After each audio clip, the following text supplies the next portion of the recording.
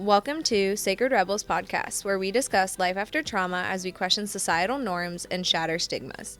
Are you a woman who longs for a sense of community and understanding? Well, stick around. There is a seat for you here. This is your host, Tay. And co-host, Amy. And we're just two best friend millennial moms and entrepreneurs navigating life and motherhood while on a spiritual healing journey. We don't do surface level, and we're definitely not your typical moms, so let's dig deep. We plan to cover it all and take you behind the scenes as we share our personal experiences, learn more about the holistic side of healing, and introduce all the incredible humans we've met along the way.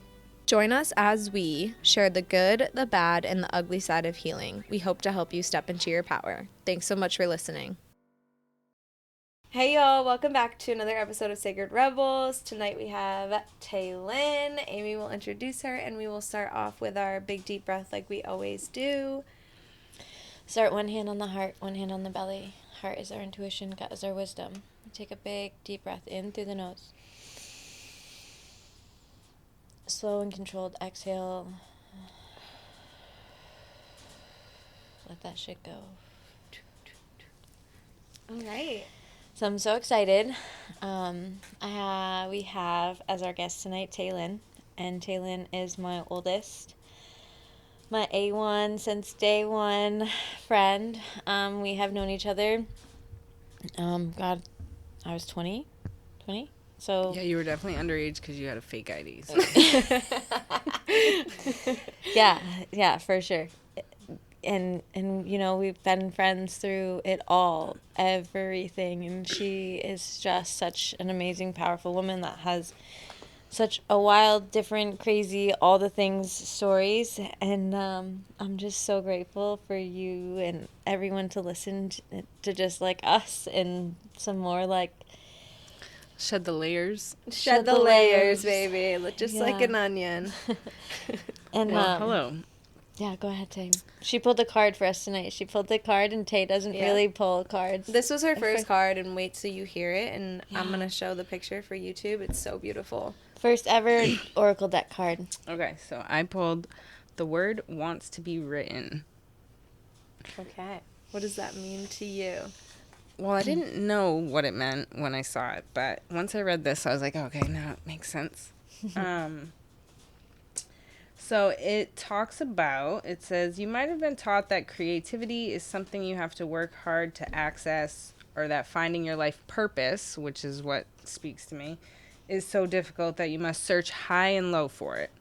Yet what you are is within you and wants to come out at every available opportunity. You don't have to struggle so much. So that speaks to me, you know, because I'm always wondering, like, what's my purpose? Like, I'm always feeling like I just need to search for this purpose. Yeah. And I've felt that way since as long as I can remember, honestly, like very, very young. So I was like, wow, this is a perfect card for me. It's more about allowing space for it to manifest and let the energy flow. The real struggle is not in finding something. It is more about letting go of the idea that you need to search for your path in the first place. You see, the process of activating your life path is a natural one. The effort is in getting out of the way, not in making something happen. So I had already known that I was going to bring up this certain thing where I've accessed higher levels of consciousness a couple different times in my life, and mostly not on drugs. It happened twice because of drugs, but the other times it just happened from I don't even really know how to explain it. And once it stops, I want it back. So I'm searching for it, you know? And that's literally the exact opposite of what you're supposed to be doing. And so once I felt it that first time, I was just like, I want to live my life like that. I want to be just feeling like that all the time. Do you remember what it was? I focused on it. The first thing that made me access it, or The Power of Now, the book, The Power of Now.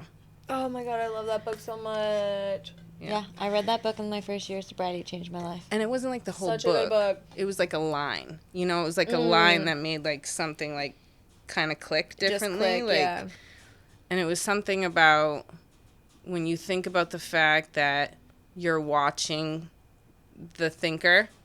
And I was just like, wow. That's No, profound. I feel like that Well, whole book you're- is profound. You are, so we have thoughts, right? Yeah. And we can acknowledge the thoughts. So who is acknowledging the thoughts? Right. It's us. Yeah. We are the observer. So whenever I start talking about it, I kind of like lose people. So I'm like, all right, I'm just gonna like keep it to myself. Keep it to myself. We were saying that last time. It's like sometimes when you believe in something so heartedly and somebody else like might not perceive it well, you're just like, all right, I'm just gonna pocket it then, like, so you don't fuck with my energy. Yeah. But yeah, so that gets ahead of it because I wasn't gonna like bring that up right off the bat, but I was reading The Power of Now when I was like going through a big depressive part of my life, so to speak. So I guess I'll start with my story. let's identify.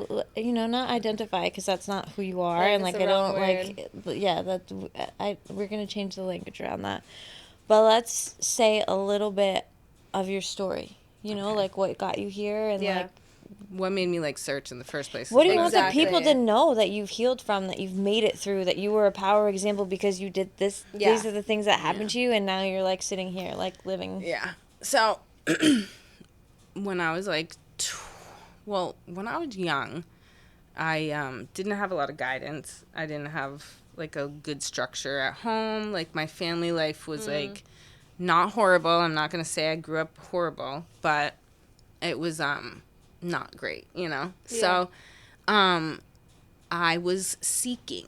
I was still seeking, like what this talks about. I was like seeking a community.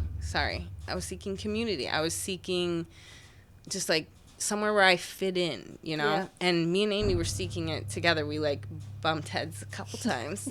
We actually fought. That's how we met. And we like hated each other. Like some really. savage shit. I can believe it. Yeah, it was just that's We like had 2 physical altercations before we became friends. Yeah. Unreal, you two. Yeah. But so I like wanted this.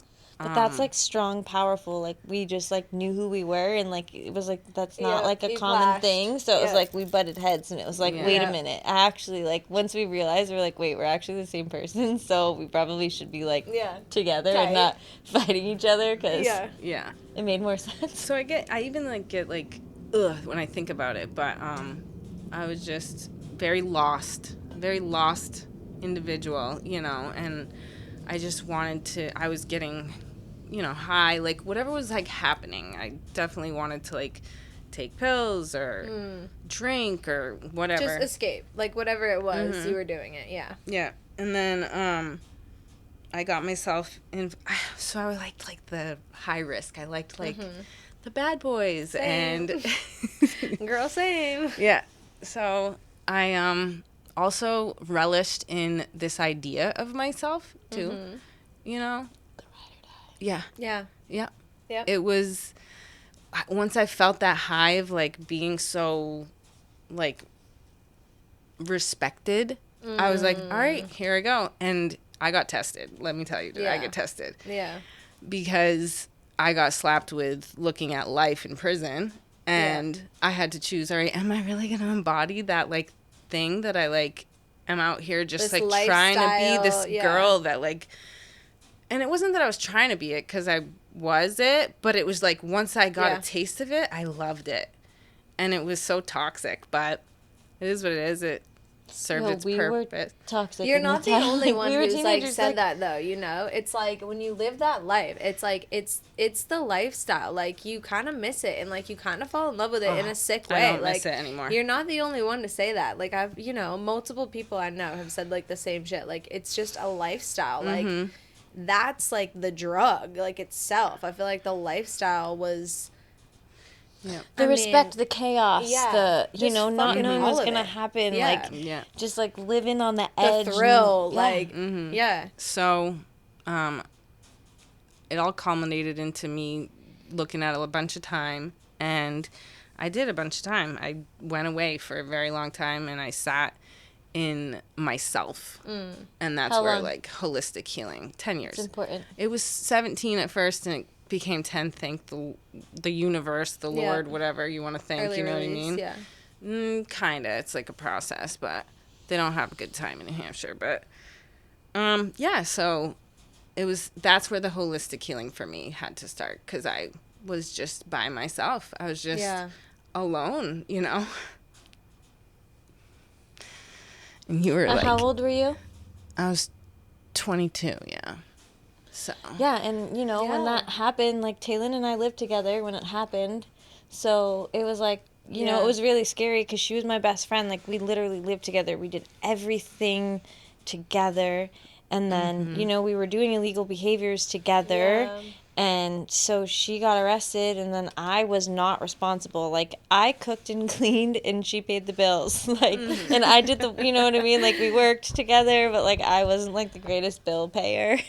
Yeah. So I, like, needed, like... I would say I cleaned more. I love that so much. She cooked, for sure. I love that. I love that you guys had each other. Yeah, she cleaned. She cleaned, too. We were both clean, but, like, I had to do, like, chores because, like, I wasn't responsible. And, But we just relied on each other. We just knew that when we woke up, whether we went to sleep at the same place, love that we so were much. just like a thing, like not a couple, but basically, you know, a friend couple. Yeah. It was amazing.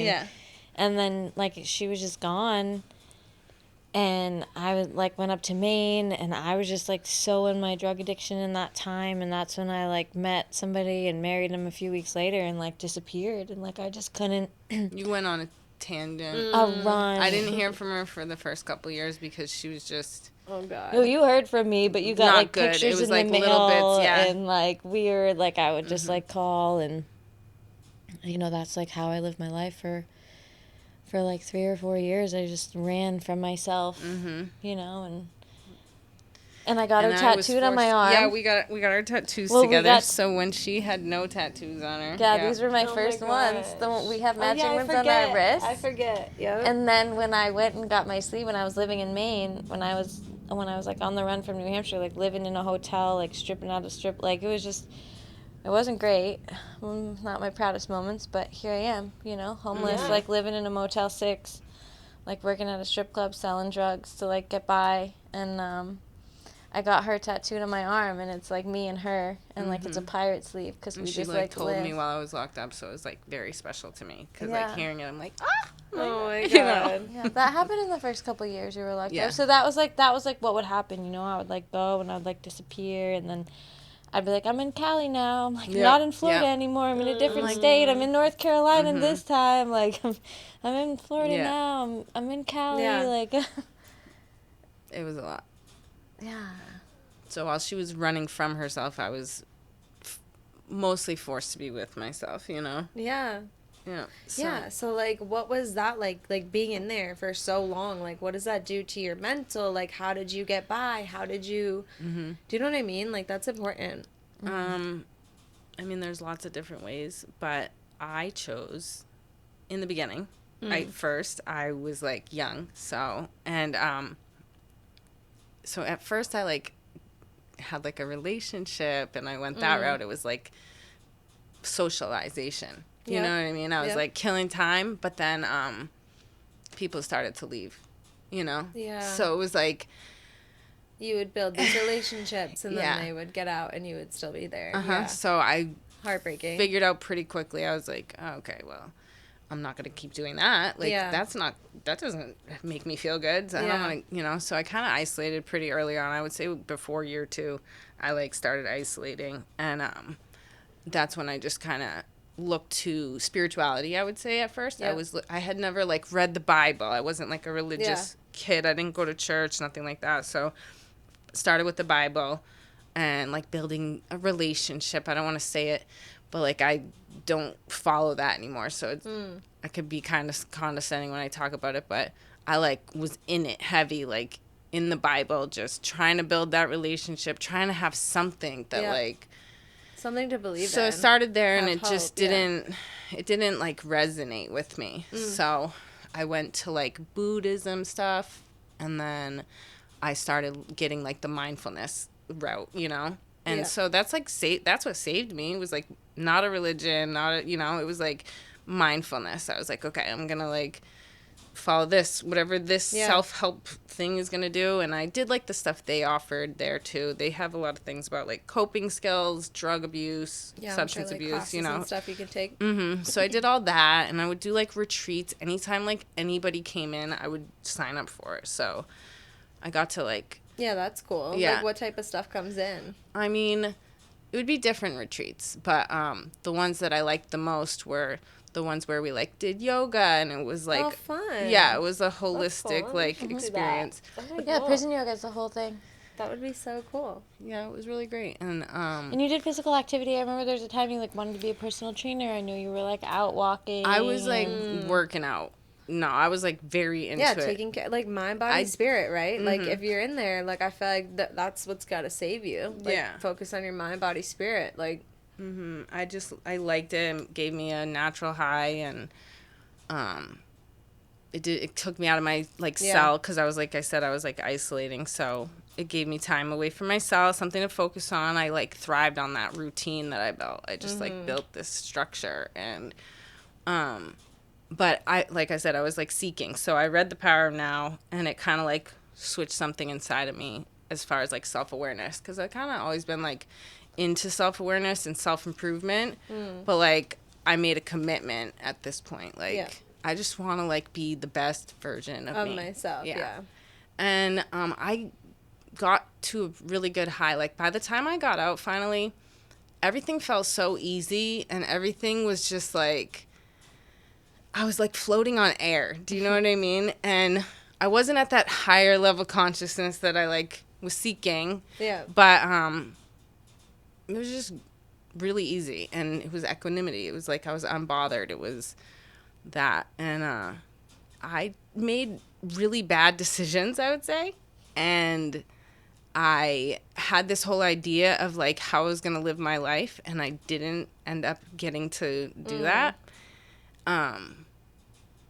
I kind of rode somebody else's wave is what happened. Yeah. And it was a relationship, and I'm not going to like talk much about that relationship, but it was it was my husband, and I had 2 kids with him, and it was a downer, you know? Yeah. So I think you should talk a little bit maybe about like getting out, like the transition, like the halfway house. Oh, it was like, just so fun like for me. It was just... it was like you fucking Tay, like I don't know if you realize, like, and I think because that's like, what I mean. As I was like on air person, during that but time. you in the time you did 10 years behind the wall. You worked your ass off. You saved money. Yeah, Tay, you you're came a boss. out. Yeah, I did. Tay, you came out. You had money to buy a car. I know my dad helped you like get a car. Like you had a job lined up. Like you were in the halfway house. Like you came out and you had like tunnel vision. You just wanted better for your life. You like did the thing, but you did the work in there. Like you were doing that work. Like how much money did you have when you got out? Well, saved. I mean, I ended up spending it on, like, the car, the furniture, the apartment. But I had it all, you know what I mean? And then I had, like, still a few grand when I got out, like, left over. So that was, like really she got out of 10 years of prison, had an apartment, had a car, had a job, had a license. Like, yeah, that's what you call turning your life around. No, like, I did. I remember that bounce back song. People 100% can change. Like, that's, like, I'm a firm believer in the fact that people can change, right? It's, like, people can change if you do the fucking work. Do you feel comfortable in saying, like, what you got, like, what your charges or, like, you know, like, because we didn't really talk about that. Like, you know, what you got. And, like, Tay got a lot of her time because she didn't tell on anybody. Mm-hmm. Like, that thing we were, like, talking about it, we kind of, like, got lost because that happens when I try to, like, reel us back in a little. But, you know, she was talking about the respect thing, and she, like, had this, like, we had this thing of, like, being respected and, you know, whatever, and she... The lifestyle, just, like, wanted that, like, the ego, the peace. Oh, it was definitely ego. Yeah, 100% ego. Yeah, we were 20, in our 20s. So 25, we talked about it, the frontal cortex, like, wasn't even developed yet. Like, you before 25, like, you operate out of ego. You're untouchable. You're doing all these things. Like, the shit we did... And that's, so when I said I got tested, I kind of sugar-coated over it. But, I was, like, put in a position where I was around a shooting. And, you know, at the beginning, I just felt like a victim because, like, I couldn't tell on these people, so I got to go away, you know? Yeah. But later on, like, during my healing, you know, I now think about it just, like, the harm I did to people, you know, and just like selling drugs. Yeah. Me and you were definitely selling drugs. Definitely. Like, I don't know if I want to With say that, but we limitation. We get statute of limitation. That shit was like 17 years ago. Yeah, so. That's like a way long time ago. They can't, you know. But yeah, so it was a shooting, and, you know, there was nothing about me that I wanted to tell on my friends for the shooting, that I just thought I was so desensitized. Like, you know, I saw somebody get shot, and, like, I just was like, all right, how do we hide the gun? Like, how do we fucking... Yeah. Where do we clean our hands? Like, Yeah. how do we get rid of this? You know? It was And the like only my reason criminal I wasn't with thinking you is mind. because I was dope sick. Oh, yeah, you were supposed to... No, you went with your brothers is what I was told. So at this time, me and Amy weren't cool with each other. So we were not cool with each other at that point. Oh, God. But, yeah, you were supposed to be there, not me, that night. But anyway, so would have went differently, probably. Oh, God. But yeah, so I That's kind of sketchy to think about. Like, could have been. Well, I take full responsibility. I also, the way I thought, because it happened to us later again at the Red Arrow thing. Yeah. So the way I thought was like, my friend wants to beat these guys up, so I'm going to help my friend beat these guys up. I didn't think about, like, these people as people. They didn't matter to me. Yeah. And that's what's, like, so mind-blowing to me now, because I never want to, like, get somebody beat up, like, cause harm to a person. But, yeah, so I definitely facilitated, like, helping them find them, you know? So that was, like, a big thing. Like, I definitely, you know, when you guys talk about, like, the crying, like, the ugly crying, or, like, into things, like, once you, like, really sit with yourself and realize was hurting and scared about their child because of, like, something that you were involved in, you know, it's like you kind of, like, finally realize, like, big things about it, you know? So, I don't know, I definitely didn't think like that at the time. Because I just wanted my friends to find them, and then my friends ended up shooting them. So I didn't want to tell my friends, and Yeah. I didn't want to help. That's a lot. That's a heavy burden to carry, Tay. Yeah. So.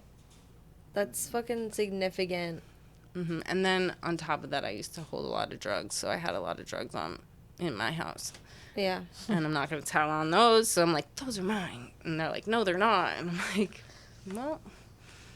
And I just had to, like, stay with that, because that was just who I was and who I was going to be. And I looked at myself and I said, all right, really?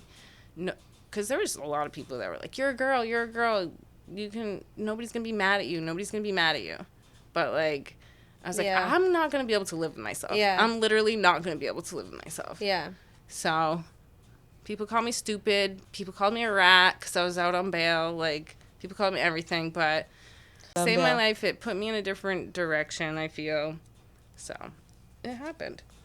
But yeah. Yeah, right? Like, it's part of your story. It's part of makes you who you are. Like, it's obviously, you know, yeah, it not really does ideal, make me part of who I am, because, like, now I'm helping kids so my job now that I just kind of, like, switched over is I help, like, youths, not kids. But to me, they are kids. And it's so crazy because when you're 21 and 20, you feel so grown. I remember feeling so grown.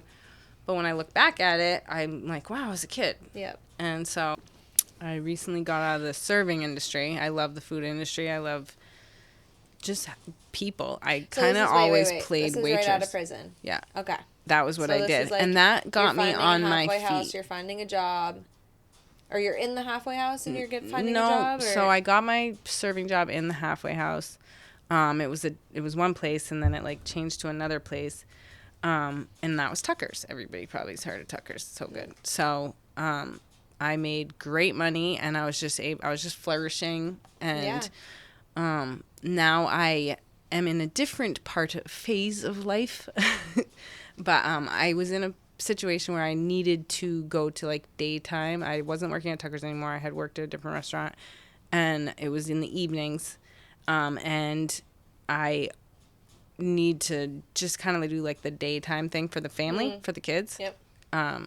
So I now work for My Turn, and My Turn is a nonprofit, and we help youths that are disadvantaged in some way, so they have some type of barrier in life, whether that be a disability, low income, it could be court involved, it could be pregnant parenting, it could be so many, like things, but things. there's a certain amount, and we just help them get into career pathways, or training or a job, or just like help them in general. We just like are there for GED them. You have GED programs there, Yep. like they can go there and like take courses and like get their even high school diploma, right? Like kids come. It's the high set, so it's like Yeah. the equivalency now. So yeah, we help youths, and while I was locked up, it was definitely something that I thought about wanting to do, was be involved in just kids in general. Youth. Yeah, so it kind of just saying that last week. Amy had Jess on from Revive, and I was like, dude, I want to get involved with the youth. Like, she was like talking about all these like volunteer programs, and I'm like, that's what if I would have had that, like, I feel like it would have been so beneficial to me.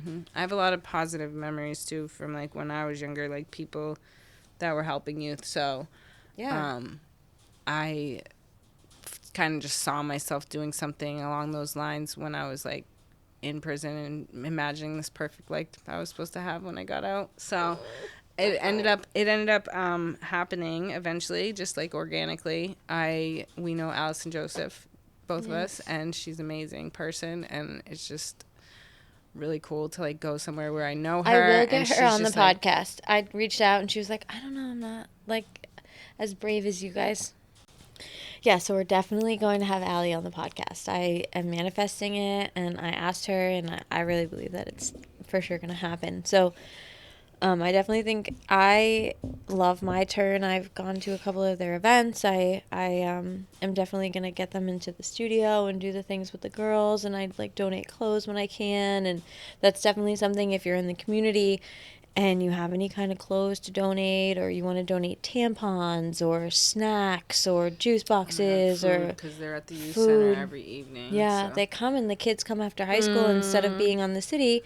There's like a pool table, there's a TV, there's an art room, they have a music room, people record music, and the kids are in there, and they're, doing all these things, and it's just like, it's an actual youth center where it gives the kids a place to go instead of being out on the street and in gangs. And what's happening, and what I know, because I've talked to Allie, and I know what you guys are doing over there, is that there's a lot of other countries coming in that they're only used to gang and gun violence, so it's just so normal for them to see people getting shot on the streets and stuff because they're coming from other countries. It's a refugee city. Manchester's a refugee city, so that influence is happening, and you could probably definitely I'm sure we definitely have a lot of refugees that like come through my turn, but my turn has the youth center, and then like I specifically work for the adult youth, so they're 16 to 24, but most of them are 18, honestly. And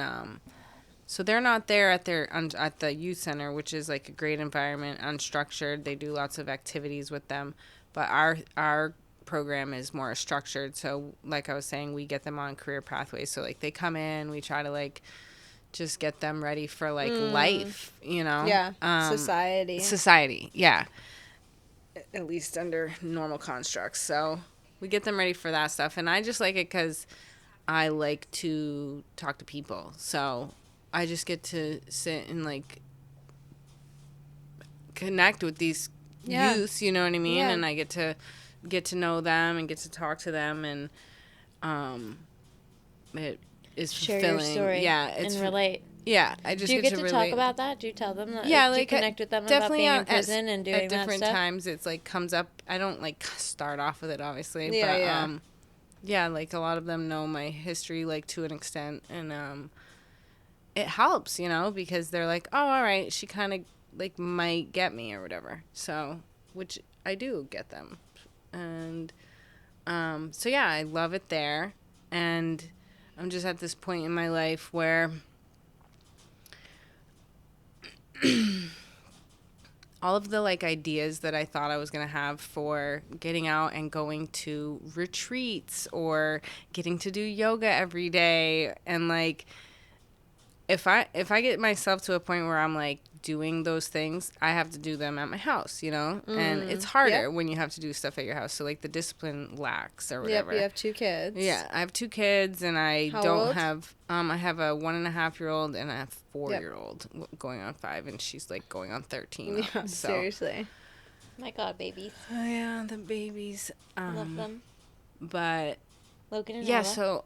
so it kind of, to bring it back a little, I had these ideas that I was going to live, I was going to eat a certain way, I was going to, like, live a certain way, I was going to just be calm and at peace for the next portion of my life, and that did not happen. Like, that did not happen for me at all.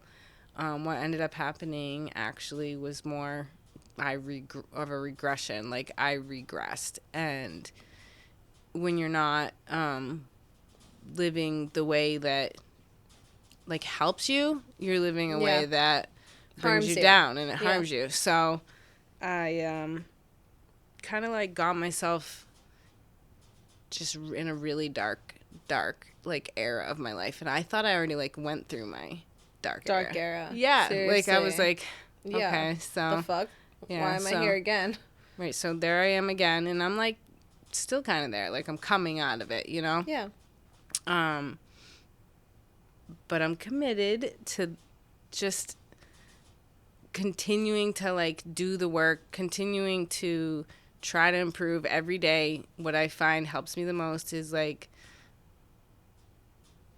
operating from a place of love. I have to, like, come from a place of love. So if all day I just, like, think love first, then it helps me. And I don't know why it's always love. And even the thing today does say something about that if I go back to it. But because that's who we are. Yeah, we are love. Like, we're love. Yeah, that's it.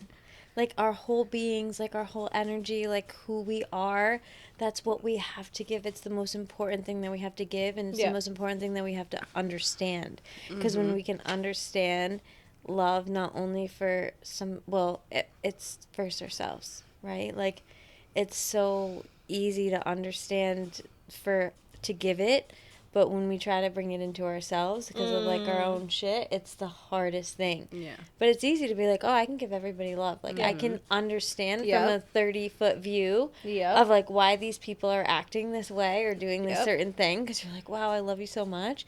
But it's so hard for us to turn that same... The love on myself. Yeah. But if you do the same thing and reverse yourself as the observer, because we talked about that with the power like of putting now. myself back in the in the observer situation, and you're like, wow, like, I've been through everything that I've been through, and I'm still here, and now I'm working at my turn, like, giving back to the youth, and I have 2 beautiful children that, like, I'm giving back to. Like, you are doing that love for yourself, but it's just so much harder to, like, accept it and feel it, because it's like, you had this idea and you wanted to be something different, and you, like, had a dream and a goal for yourself. And Tay said it to me the other day, and it just, like, hit me so hard. She's like, I didn't want my story to be a hood story, but it is. Yeah, like, I feel like I'm Dutch for, like, whatever. But it's not part of that Dutch language. Like, one of those hood books, like. Yeah, but it's not, Tay. I know. Like, it could have been.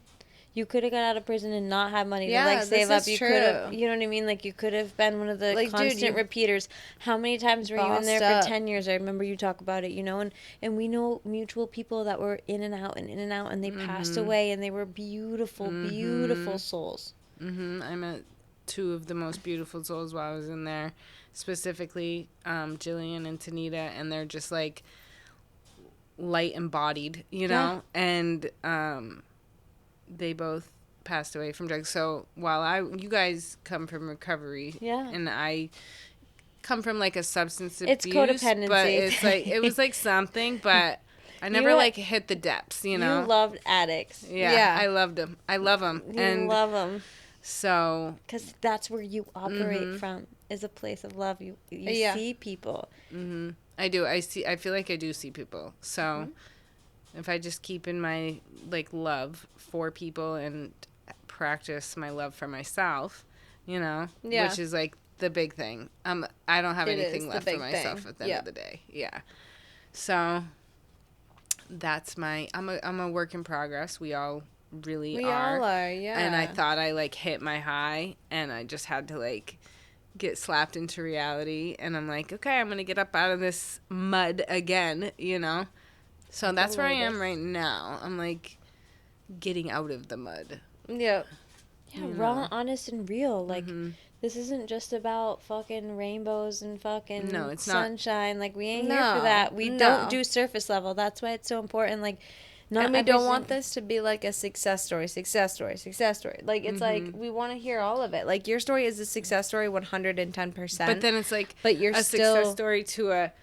I'm not even going to get into, like, what's happened. I don't want to take away it's, from... like, so personal, but it's just... You just... When you're just not living in the light, you're really in the dark. You're, like, really in the dark. And I let myself go into a really dark place with a dark, you know, lifestyle and a dark... I don't know how to explain it, but it was just not what I'm about and what I want to be about. And so... A toxic relationship, that's totally okay to say, and that's because you love people and you want to love people unconditionally, and you don't want to unlove believe people. that. Yeah. You don't want to believe that about someone that you love. Yeah. And that's okay. But yeah. And then I'm not like healed from that. Yeah, but that's like like we're exactly. Like, I was going to say, like, we started this podcast, right? And a lot of these people who come on will say, like, you know, they've had this beautiful spiritual experience and they're in this, like, beautiful place, like, right? And, like, I'm up here and, like, Aim's still going through it. I'm still going through it. Like, my marriage isn't perfect. Like, I have a lot of fucking childhood trauma that I'm still healing through. Like, we're not up here being like, oh, we're fucking healed and this is it and we're done. Like, no, like, we're still fucking going through it. And that is why we needed you. I know, even when I got here, you're like, the kids. I'm like, me too. We're like... No, like, that is why we needed you here. That is why we wanted you here, because we're still going through it too. Like, it's okay to still be going through it. Because all of this shit is temporary. Like, you are working towards something, again, your higher purpose, like what is meant for you. And that's... so, like I got told today, I need to stop, like, struggling so hard. Exactly. It's not so much of a struggle or something like that. Yeah. The literal fucking card you pulled, right? And it's the word wants to be written. Your fucking story wants to be written. Like, it's being written. This is part of the fucking story. This is part of your story. Your healing journey. Like, you're fucking doing it. You're here. You're showing up. Like, it doesn't have to be, like, perfect. You don't have to come up here and be like, oh yeah, I did 10 years in prison and now I do this. Like, no, it's not real. Like, it's 10 years in prison is insane. From 22 to, right? You went in at 22? I went in at 22. Yeah, that's a fucking young ass age. 22 like, baby. to 32. Baby. Like, that's you were a baby. Yeah. And so I didn't feel like a baby when I went in. When I look at it, I felt like a baby. But in hindsight, right? Like, now when I see, like, 22-year-olds, yeah, you're like... it's like, you're so fucking... And I see them a lot now. So I'm like, oh. Exactly. Like, you're a baby. It's like, you think you're so grown up. Like, I remember, you know, like 13, 14, I'm like my own adult. Like, I can do my own shit. Like, I just wanted to, like, grow up, like, faster than what I was supposed to. But that's just, it was the lifestyle. Like, so I'm just, like I said, like, finding my way.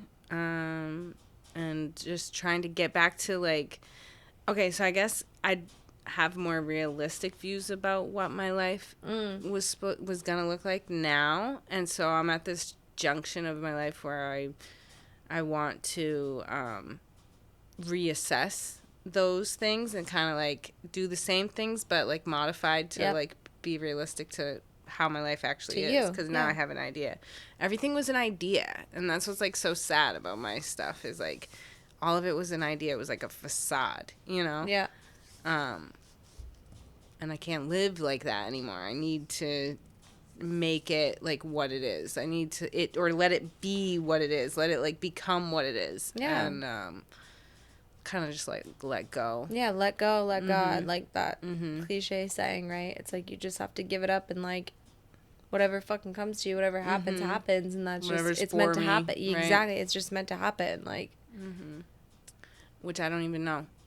Somebody asked me the other day, they were like, what are your goals? I'm like, I already had so many goals. I got those goals, right? I got those, most of those goals. I didn't get, like, the house, which I don't even care about that part, but I got the family. I got the kids that I wanted. I, like, did all the other big goals I had set for myself, you know, of somebody that's coming out of prison. And I'm like, wow, I haven't really thought about one. Like, me and my husband had goals early on, and just none of those things were coming to fruition, and I'm not used to that. Like, I want my stuff to like happen. I want, like, and that's what I was saying about, like, it was so easy before, and it kind of got to this point where everything didn't feel easy. Nothing feels easy, and it's like, I'm kind of coming out of, I'm kind of coming out of that. I'm like, okay, like, this is easier. Oh, this is getting easier, you know? Yeah. But as long as I just continue to, like, come from a place of love,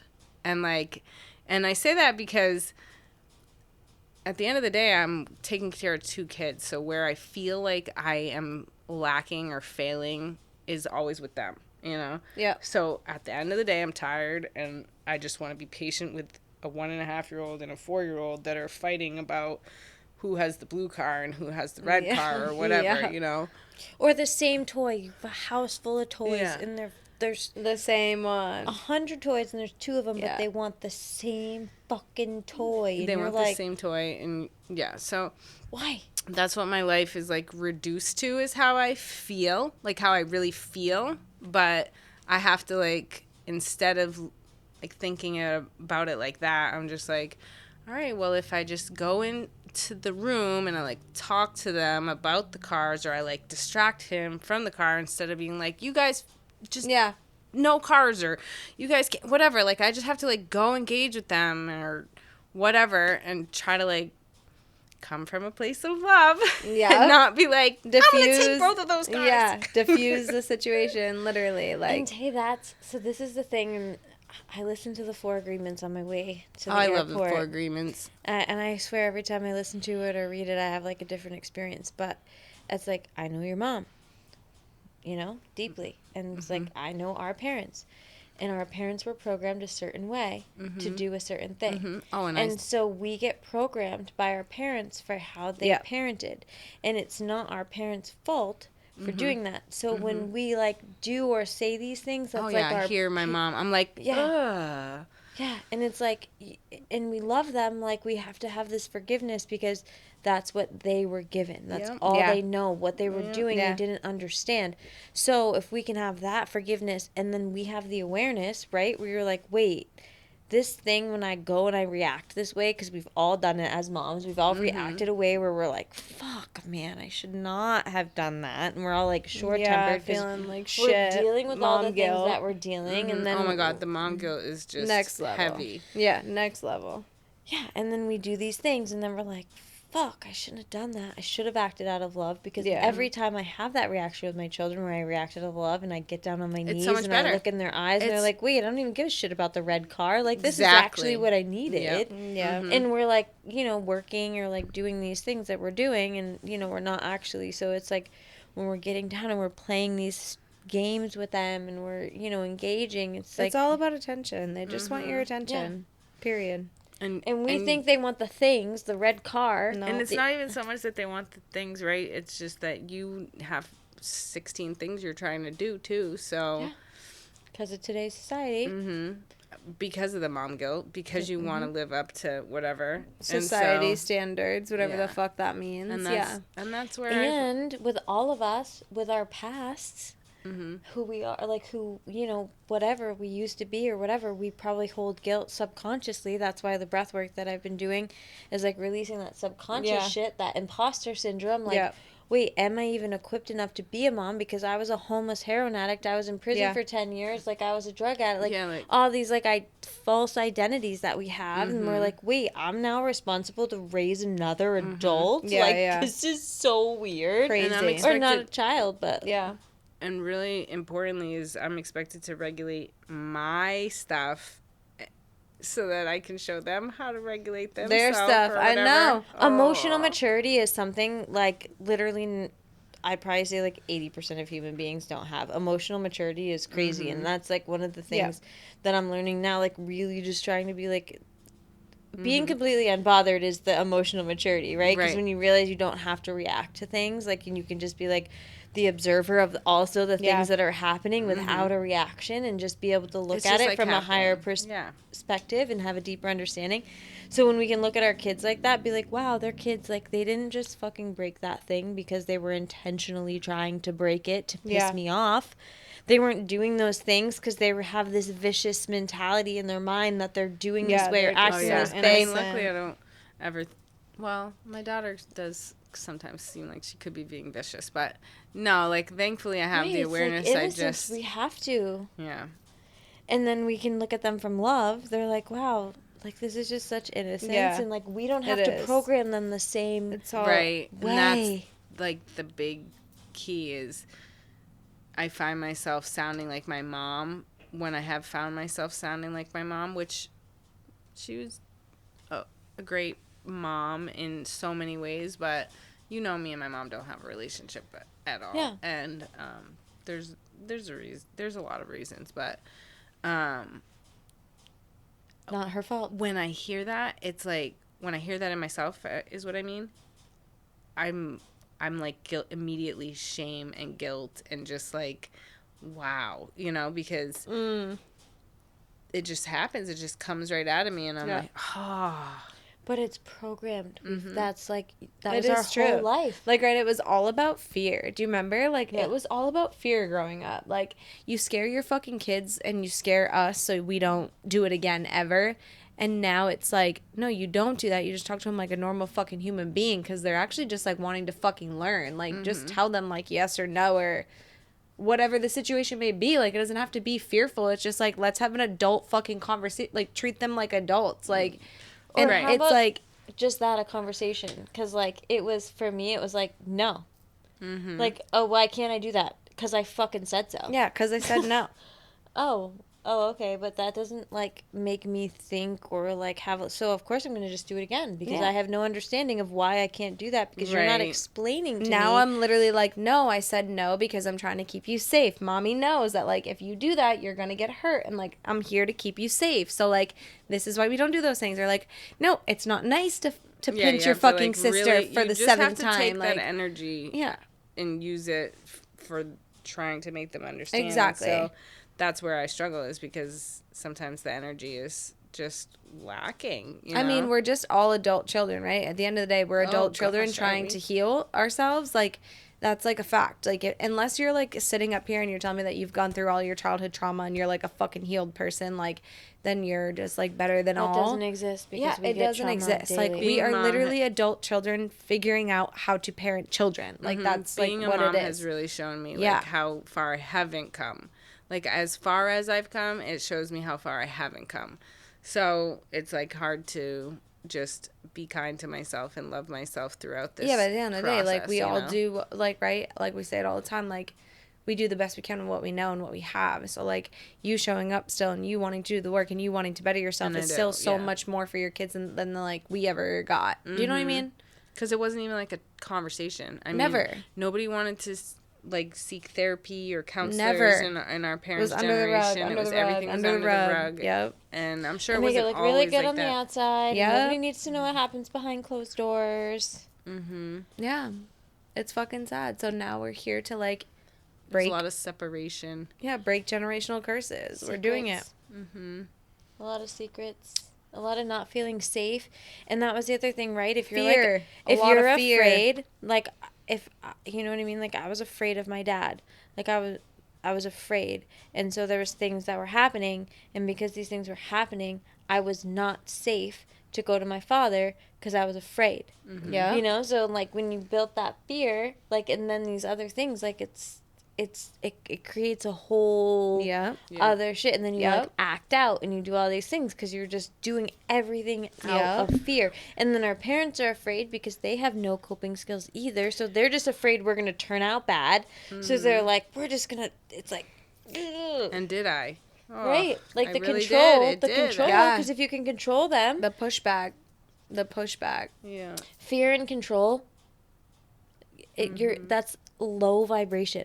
Mm-hmm. That is the lowest vibration that you can operate at, is fear and control and I was power. there for a good amount of time. Yeah, we all were. Yeah. You know, like, and that's what happened. So if we flip the script and we don't do that, like fear and control, it's like understanding and love and kindness, then could you imagine the next generation that's going to, like, come out that's the of hope, us? right? That's the whole hope. It really is. And it's not easy. It's one of the hardest things, the hardest lessons. I've beat heroin addiction and homelessness and now you know, I'm like, brain now I just need to surgery break and these car accidents and comas and all this fucking other shit. And I'm like, wait, I have to be a parent and I have to be emotionally mature enough to raise another human being. And keep them alive. Keep them alive and then make them and hopefully do a better job than, you know. Yeah.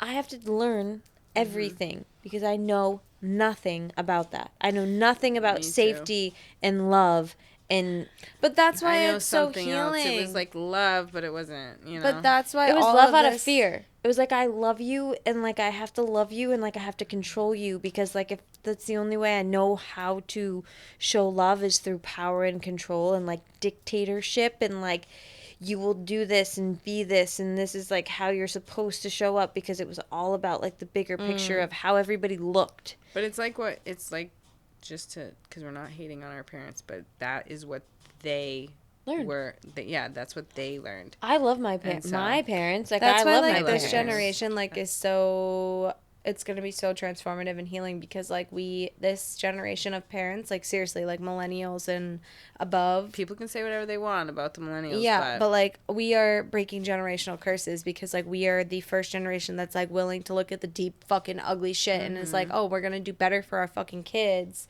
because this isn't right. And then like as we're learning these things, right, like as I'm reading these fucking parenting books and as I'm doing all these things with my therapist for my kids, like as I'm doing all these things, it's like I'm also healing my inner child who so badly needed a lot of the things that I'm learning to now give my kids. So it's like and watching them through these stages is ready crazy. For it? You're healing your mom. Yeah. I'm healing my mom. You know, like you're healing your mom. Yeah. Yeah, I believe that. Right? Like my mom gets to now love my grandkids and show up for my grandkids in a way that she didn't get to show up for me or my brother. Exactly. My parents are doing the same thing. Yeah. I look at my parents on a regular basis and at first 5 years ago, like I would see them interact with my kids and I was jealous and I was like, I never got that. You know, and like I was jealous. I was like, but yeah, for sure. And then it was like, now I can like, you know, after all the work, like I was like, you know what, that's fine. Because my parents were young, they were in their 20s and like in the 80s, like early 80s, they were 70s and my parents, you know, were partiers and lives and all the things, you know, and it's just like, again, like when you can look at it from a bigger picture and you could be the observer from like, you're like, wow, like they just weren't equipped, you know, and like, that's okay. Yep, these conversations weren't like mainstream or even barely happening. No. No. Not even a little bit. And that's what's great about technology. There's so many. Yeah, dude, TikTok. I say it all the time. I learn half my fucking parenting tips on TikTok. I know. But it can also be bad because I remember I met the lady at the airport and like people, a lot of the stuff about like TikTok and these things is like a lot of people can just share misinformation. Right. And so then you can be like obsessive and like one story can like send you in like a spiral tailspin, and like tailspin because there can like also be misinformation and that's why we always say like, okay, we're not out here trying to give exact information. Like we're just sharing our personal and that's every single person's healing journey is unique. But I know that over the past 10 years and Tay over the past 5 years and like having these people, I know I've met incredible humans from every single walk of life and every single different pathway that it's so important that we're just going to share it all. And there isn't like one way. There isn't one single right or wrong way, nothing. But there is absolutely, if you're in a situation, you're at home and you're alone and you're thinking that, oh my God, I'm so unique and nobody's ever felt this way or nobody's ever gone through this certain situation. Like we're hoping to literally touch every single area of a way where somebody's like, wow, I'm not alone. Yeah. And that, that is like a big thing for me not having a lot of time is the alone time, you know? And it's not just, well, I don't really get alone time because I have a 4.5-year-old that's always there with me. But I miss like being able to be in a community or being able to like be around my friends, you know? Like I'm gonna be 40, but I feel like a big kid, you know? So I want to still socialize. And I never even, I don't even look at you like that, you know? Oh, goodness. I really am. I know I'm going to be 37 in a couple weeks. Yeah, it's like crazy. It's like wild to me. I'm like, sorry, what? Like, I'm sorry, so what? I'm just kind of like late. I'm just like over here freaking. No, but we should never lose that. That's society's idea. This like age and this limit societal thing, norms that we're trying to break. The like rules that are made up. The rules are made up. Like that's so false. Every single thing is made up. Every single thing. And the Toltec path, they talk about it as being like the parasite in the mind. And when you can realize, and that's like the part of just being unbothered, that you don't make assumptions, you don't take anything personal, you know, like it's just like that's been the best one for me, is learning how to not take stuff personal. That right there, that really, I feel like, just takes such a huge weight off your shoulders when you really stop taking what somebody else has to say about any topic, whether it's you or whatever. Yeah, that's on you. Yeah. I do it with my husband all the time. Everything he says to me, I feel like he's attacking me, but that's just because I'm always on defense. Like, I'm always just like, bro, don't come at me. Yeah. That's your filter. And that's everybody. And so anybody else that says anything, does anything, like, that's your filter on life. And, like, that's where you're at. And I'm going to acknowledge and honor that. And that's amazing. But, like, I know my filter. And, like, my reality is, like, my truth. And there is not a single thing that you're going to say about me. Like, you can say I'm crazy. You can say I live in my own reality. Like, cool. Yep. I do live in my own reality. It's my reality. And I'm allowed to have that for whatever. Oh, you're allowed? That's, like...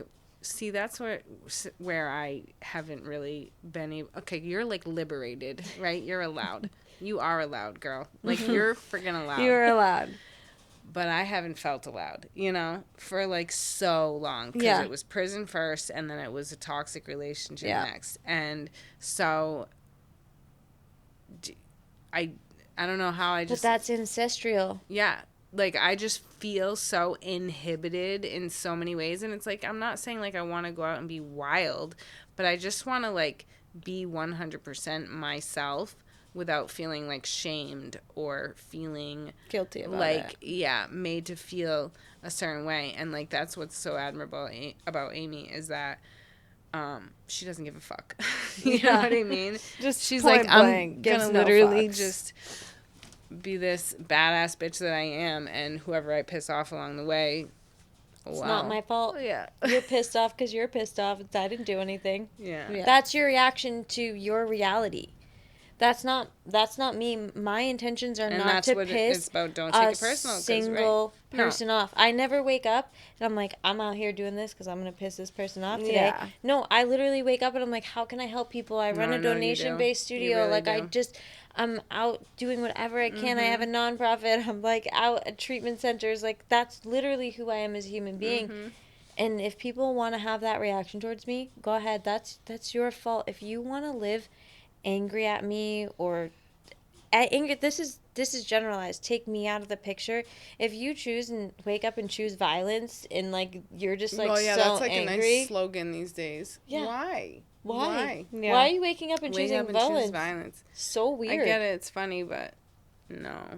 Yeah. You're wasting so much energy, and, like, it's really not, like, a lot of people really only care about themselves. Like, you know what I mean? Like, people are so introspective, and everybody that's because they're not watching The Thinker. Everybody thinks that everybody's thinking about, like, them. They're like, oh my God, I'm walking in the grocery store and everybody's looking at me, or everybody's thinking about me, or people are talking about me. No, everybody's thinking about their goddamn selves. Everybody's so fucking selfish and so stuck in their own ways and so obsessed with themselves. It's so funny you say it like that because it's true. It's true. So, like, if they're so obsessed with themselves, like, they're not thinking about me. So I'm just going to go and live my life, do what I got to do, make my own money, live successfully, and, like, cool, if you want to be mad at me, if you want to be mad at somebody, you're that's your energy, and you're losing that energy for yourself to get better. Mm-hmm. Because every second I think about somebody else, or I think about what somebody else is doing, or that I was mad that this person did this to me or this person did that to me, that's my very valuable energy, and I'm putting that into me now. Mm-hmm. Because I spent way too many years of my life putting that energy into somebody else. Mm-hmm. If it's not my children or me or this That's business definitely my or me fault. making money or me, living my best life that's going to live for the higher purpose, because I'm not a victim. Everything's happening for me, not to me. Yeah. I'm thriving. Mm-hmm. And we can get there. You're getting there. I know. I'll get there again. I really felt, like I made it. I felt like I made it there. But if you don't like commit to it and stay in it though, you lose it. You lose it, So it's like it's peaks and valleys, and it's a work in progress, and it's turning that love on yourself, and that's really hard. Yeah. If there's one thing, because we should probably wrap it up soon. We'll just end with this. And this is like how we usually end, because we're like, this. I feel so good about all this. I feel like our conversation was all over the place. It's perfect. It's exactly. I'm telling you, Tay, like I say it every week, like I black out and I re-listen to the podcast when it like comes out, and I'm like, wow. God totally had control of all of that, and it was like so smooth, and I'm always like, I always say, I'm like, how was it? She's like, epic. And then I listen and I'm like, holy shit, it was so good. Like, Yeah. it's not, we're vessels. Like when we open ourselves up to the situation, we're just like, yeah, like my intentions are to help heal one person heal. The message is gonna get there, and that's the ripple effect that we talk about. So if there's one thing that you would like the Sacred Rebels community to know about you, about your story, about your struggles, or whatever, like the most important, valuable thing that you learned Throughout this whole journey so far. almost 20 years.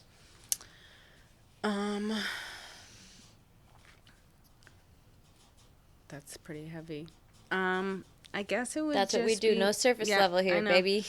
The one thing I guess would be, sorry, I'm losing my train of thought. Probably just like when you're feeling like shame surrounding certain things, or if you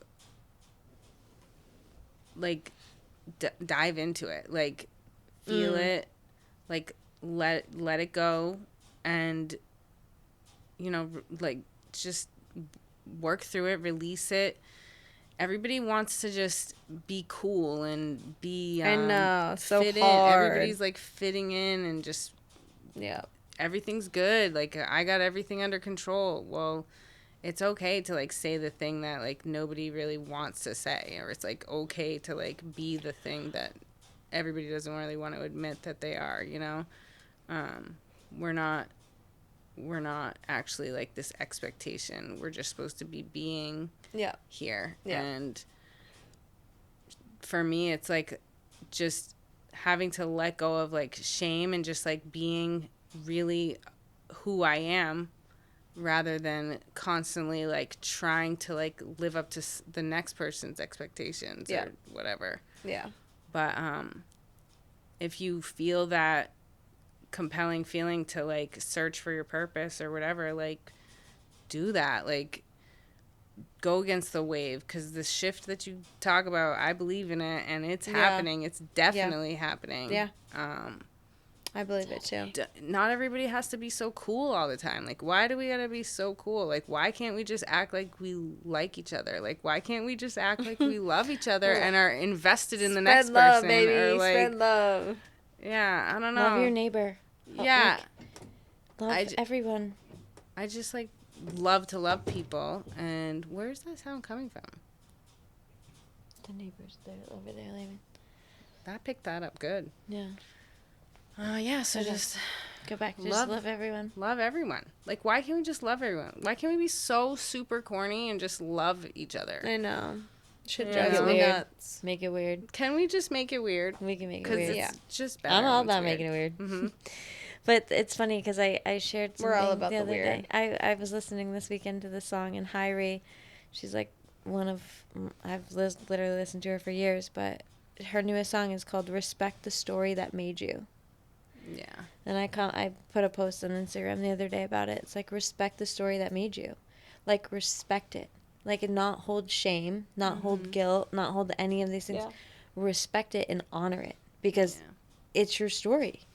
And good, bad, and different, like, we want to put labels on everything. But as the observer, if we can just see that every single thing has led us up to this point to be where we are, we fucking made it. Yeah. We're here. We're sitting Yeah. here doing this thing. It's weird. Yeah. Making it weird. No, it's the truth. Like, right? Again, you have to, like, get outside of victim mentality. Like, I'm grateful for every single part of my story.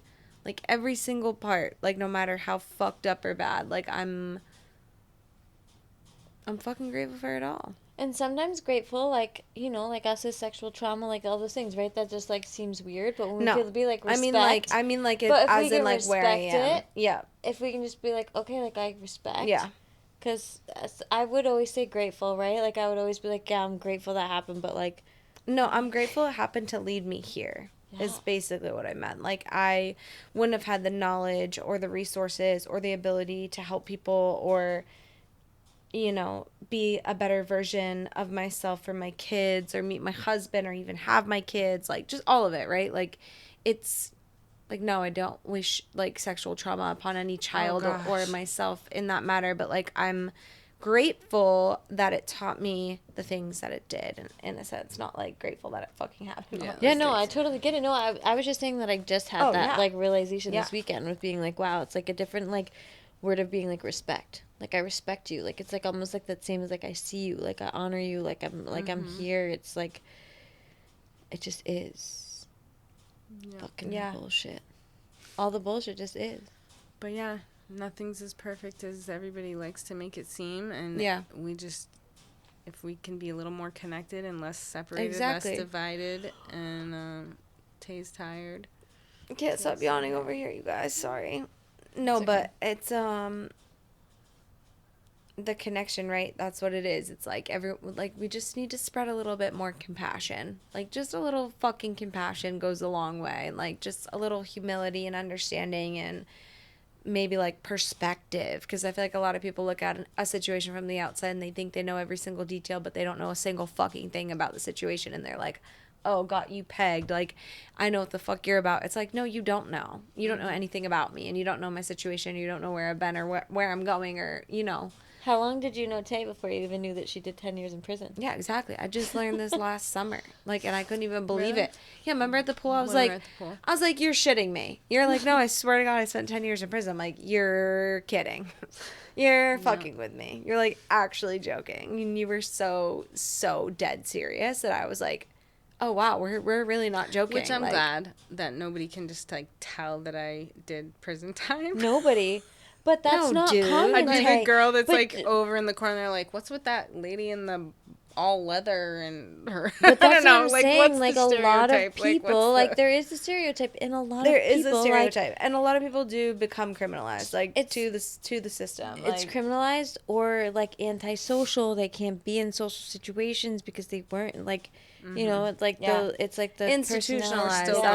That's the word I was trying to say. Institutionalized. Like, a lot of people that I know who are in prison are definitely very institutionalized and, like, would go back in a fucking heartbeat. Like, want to go back. And it's like, that's rare, you know? The fact that you came out, had your life, like, set up and what you wanted it to be, and, like, you did it. I just was like, you had a couple speed bumps, but so fuck, you did it. Yeah. So now I just need to, like, figure out my new goals, because I know I can reach goals good, but I'm just, like, at this new part of this new phase, you know? Well, we're going to have you back on in a year. I know, like, we'll recap. Like a recap. To, like, see what's changed. Hopefully so much. No, hopefully it's gonna. Yeah. It's already yours, baby. It's already happening. It's already yours. I keep saying it. Because I got you. I got you. And you're not alone. And nobody's alone.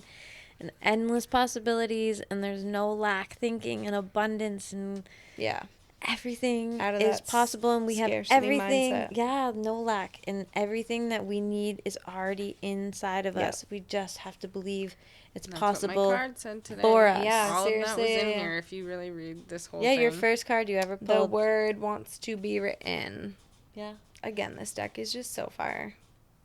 So we will end the same way we start. Thank you, Mhm. everybody, for listening. One hand on your heart, one hand on your belly. Really connect in. Breathe in through the nose. Slow and controlled exhale, let it go.